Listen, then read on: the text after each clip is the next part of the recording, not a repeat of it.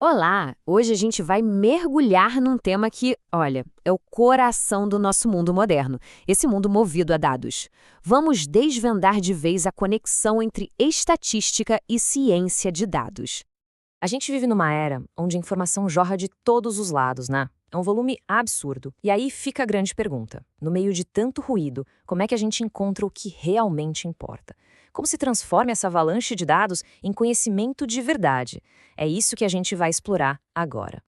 E para a gente entender o cenário de hoje, não tem jeito, a gente precisa começar pela base, pela ciência que nos dá o poder de organizar e dar sentido a tudo isso. Então vamos lá. O que é estatística, afinal? A melhor forma de pensar nela é como a nossa caixa de ferramentas. Sabe, uma caixa de ferramentas essencial que nos ajuda a tomar decisões melhores. É a estatística que nos dá um método para pegar um monte de número solto, que não diz nada, e transformar em algo claro, prático. Ela guia o caminho todo, desde a coleta até a hora de apresentar o que foi descoberto.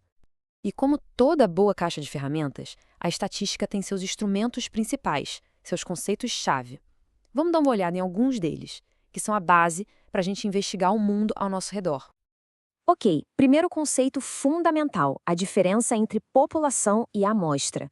Imagina assim, a população é o todo, o universo completo que a gente quer estudar. Por exemplo, todos os eleitores de um país.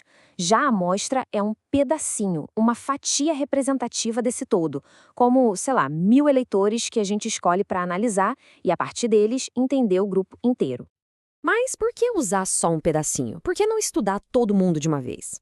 Bom, por razões bem práticas. Seria caríssimo, levaria uma eternidade e, em muitos casos, seria simplesmente impossível. A amostra, então, é a nossa saída inteligente e muito, muito mais eficiente. E isso nos leva a outra ideia conectada. O parâmetro é aquele número verdadeiro, exato, que descreve a população inteira. Pensa na média de idade real de um país. Já a estatística é o valor que a gente calcula usando a nossa amostra. Ela é a nossa melhor aposta, a nossa estimativa para tentar chegar perto daquele valor real da população. Os dados que a gente coleta também não são todos iguais. Eles vêm em tipos diferentes. As variáveis que a gente chama de qualitativas são aquelas que descrevem uma qualidade, uma característica, tipo a cor dos olhos ou uma profissão. Já as quantitativas, bem, essas envolvem números, como altura, peso, número de filhos. Saber essa diferença é o primeiro passo para escolher a análise certa. Certo? Com essas ferramentas básicas na mão, a estatística se divide em duas grandes missões. A primeira é simplesmente entender os dados que a gente já tem, e a segunda é usar esse entendimento para tentar prever o que ainda vai acontecer. E aqui estão os dois grandes ramos da estatística. A descritiva, bom, o nome já entrega, né? Ela descreve. É como tirar uma foto. Ela te mostra exatamente o que estava acontecendo naquele momento. Já a estatística inferencial é mais audaciosa. Ela pega essa foto e tenta fazer suposições, ou seja, inferir como são as coisas fora da foto, no cenário geral. É usar parte para entender o todo. Uma das ferramentas mais poderosas que a gente tem é a correlação. Basicamente, ela nos mostra se duas coisas caminham juntas e em que direção. Por exemplo, será que quanto mais calor faz, mais sorvete se vende? A correlação mede justamente isso.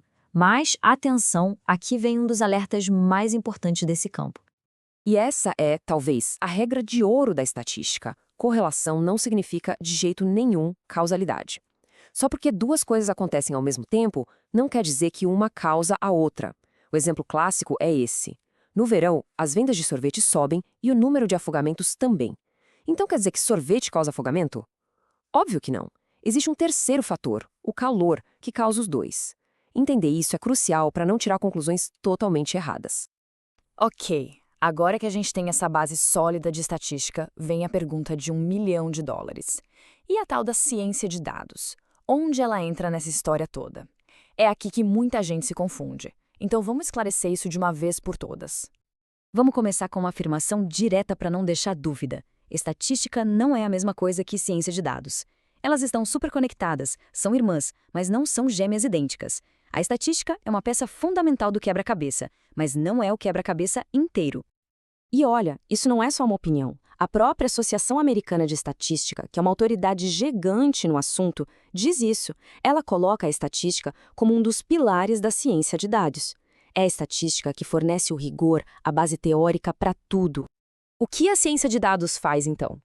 Ela pega toda essa base teórica da estatística e turbina com o poder da computação, com programação, com machine learning, inteligência artificial e, muito importante, com conhecimento profundo da área de negócio. Ela aplica a teoria estatística numa escala e complexidade que seriam impossíveis de fazer na mão.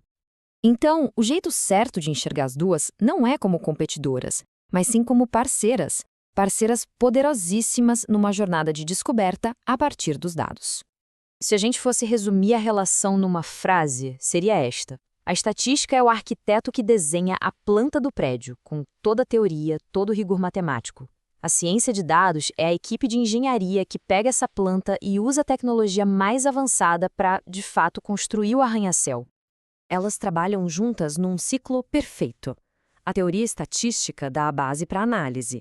A ciência de dados executa isso em larga escala.